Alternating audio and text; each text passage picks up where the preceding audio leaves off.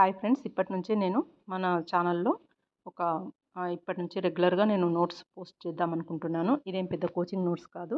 నేను ఏదైతే ప్రిపేర్ అవుతున్నానో నా సొంత నోట్స్ని నేను మీకు ప్రొవైడ్ చేయాలనుకుంటున్నాను. అది కూడా ఫ్రీ ఆఫ్ కాస్ట్. జస్ట్ మీరు చేయాల్సిందల్లా నా ఛానల్ని సబ్స్క్రైబ్ చేసుకోవడం మరియు లైక్ అండ్ మీ ఫ్రెండ్స్ ఎవరైనా ఉంటే వాళ్ళకి షేర్ చేయండి. అండ్ ఇక్కడ నేనైతే ఇంతకుముందు ఫారెస్ట్ బీట్ ఆఫీసర్గా జాబ్ చేస్తూ నేను గురుకులాలో కూడా జాబ్ వచ్చింది నాకు. తర్వాత హాస్టల్ వార్డెన్ జాబ్ వచ్చింది. అండ్ నా గ్రూప్ 1లో కూడా నేను ఒక బెస్ట్ స్కోర్లోనే ఉన్నాను, 400+ మార్క్స్. కాకపోతే రాలేదు సర్వీసు. సో నేను మళ్ళీ ప్రిపరేషన్ స్టార్ట్ చేశాను. కాబట్టి నేను ప్రిపేర్ అవుతున్న నోట్స్ ఎవరికైనా యూజ్ అయ్యి వాళ్ళకు జాబ్ వస్తే నేను హ్యాపీగా ఫీల్ అవుతానన్న ఉద్దేశంతో మాత్రమే నేను ఈ పోస్టులు పెడుతున్నాను. సో ఇక్కడ మనం ఫస్ట్ ఇంపార్టెంట్ కరెంట్ అఫైర్స్ కానీ లేదంటే అదర్ నోట్స్ కానీ చూద్దాము. ఫస్ట్ అయితే నేను ఇవాళ కరెంట్ అఫైర్స్ చెప్తున్నాను.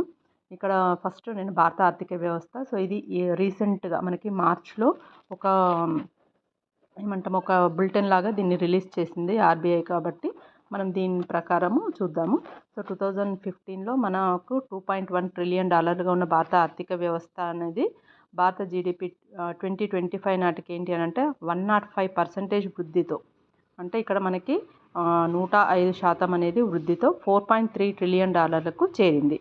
సో ఇక్కడ ఐఎంఎఫ్ ప్రకారం ఏంటి అని అంటే ఇక్కడ మనకు కొన్ని ఇంటర్నేషనల్ సంస్థలు ఉంటాయి, ప్రపంచ బ్యాంకు కానీ ఐఎంఎఫ్ వంటి సంస్థలు ఏంటి అని అంటే మనకి ఇక్కడ ఇది ఇచ్చిన ప్రకారం ఏంటి అని అంటే 77% వృద్ధిని నమోదు చేసుకొని ప్రపంచంలో మొదటి 5 ఆర్థిక వ్యవస్థల్లో భారత్ అనేది నిలిచింది అని. అయితే 2030 నాటికి భారత్ టార్గెట్ ఏంటి, టాప్ 3 కంట్రీస్లో ఒకటిగా నిలబడ్డం. ఇప్పుడు మాత్రము ప్రస్తుతం 2025లో ఎక్కడ ఉన్నాం మనం అంటే 5th పొజిషన్లో ఉన్నాం. ఫస్ట్ ఏంటి America, second China, third Germany, 4th Japan, 5th Bharat అన్నమాట.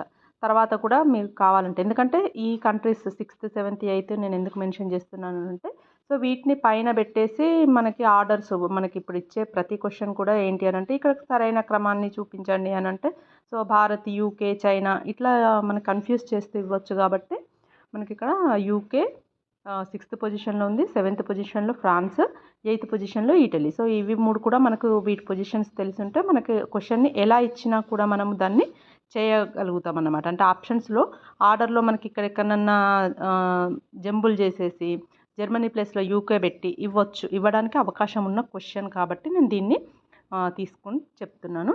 సో ఇది మనకి భారత ఆర్థిక వ్యవస్థ. ఇది చాలా చాలా ఇంపార్టెంట్. దీని మీద నుంచి ఎకానమీలో కానీ లేదంటే మనకి ఫస్ట్ పేపర్లో కానీ దీని మీద క్వశ్చన్ రావడానికైతే నాకు పాసిబిలిటీ ఉంది అని అనిపించింది, అందుకే దీన్ని ఇచ్చాను. నెక్స్ట్ ఇంకొకటి ఏంటి అంటే ఇంట్రా సర్కిల్ రోమింగ్. సో ఇది కూడా కొంచెం ట్రెండింగ్ టాపికే అండి, ఎందుకంటే ఈ మధ్య టెలికాం సర్వీస్ పైన బాగా మనకి డిస్కషన్స్ అనేవి అవుతున్నాయి, రేట్లు అనేవి బాగా పెంచారు కాబట్టి. సో ఈ టెలికాం సర్కిల్ గురించి మనకి ఇది ఉంటుంది. ఇక్కడ ఇంట్రా సర్కిల్ రోమింగ్, ఇక్కడ జియో, ఎయిర్టెల్, బిఎస్ఎన్ఎల్. సో ఇవి 3 ఏంటి అని అంటే ప్రస్తుతం మనకి ఇవి 3 బాగా ఉన్నాయి. బిఎస్ఎన్ఎల్ అనేది ఇందులో మనకి గవర్నమెంట్ రిలేటెడ్.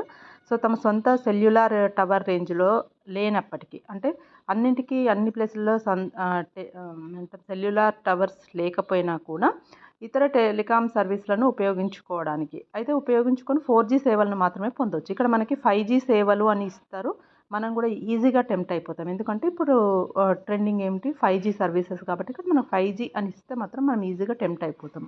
తర్వాత దీన్ని దేనిలో భాగంగా ఇస్తున్నారు అని అంటే మనకి డిజిటల్ భారత నిధి, సో DBN. సో ఇది గతంలో దీన్ని ఏమని పిలిచేవాళ్ళు అని అంటే మనకి యూనివర్సల్ సర్వీస్ అబ్లిగేషన్ ఫండ్గా దీన్ని పిలిచేవారు. దీని పేరు ఇప్పుడు మనకి ఎలా మార్చారు, డిజిటల్ భారత్ నిధి కింద మార్చారు. సో దీని ద్వారా సో గ్రామీణ మారుమూల ప్రాంతాలకి టెలికాం యాక్ట్ 2023 ద్వారా మనకేంటి 4G సేవలను అందించడానికి ఏ సంస్థలు, జియో, ఎయిర్టెల్, బిఎస్ఎన్ఎల్ సంస్థలు అనేవి మనకి ఇక్కడ ఇంట్రా సర్కిల్ రోమింగ్లో భాగస్వాములుగా ఉన్నాయి. సో ఇది ఫ్రెండ్స్ మనం ఇవాల్టి వరకు నోట్స్. ఇది just daily 2 important current affairs చూసుకోండి. ప్రతి ఈచ్ సబ్జెక్ట్లో ఒక 100 ఇంపార్టెంట్ బిట్స్ కనుక చూసుకుంటే గవర్నమెంట్ జాబ్ అనేది మీకు ఈజీగా సొంతం అవుతుందండి. నేను అలాగైతే ఒక 3 జాబ్ల వరకు నేను గెయిన్ చేశాను. అలాగే మీరు కూడా చేసుకోవచ్చు. అండ్ నా టార్గెట్ని అయితే నేను ఇంకా రీచ్ కాలేదు కాబట్టి నా ప్రయాణాన్ని అయితే ఇట్లాగే కొనసాగిస్తున్నాను. సో నా ప్రయాణం మీలో ఎవ్వరికి ఒక్కరికి హెల్ప్ అయినా కూడా ఐ ఫీల్ వెరీ హ్యాపీ అండి. Thank you for watching.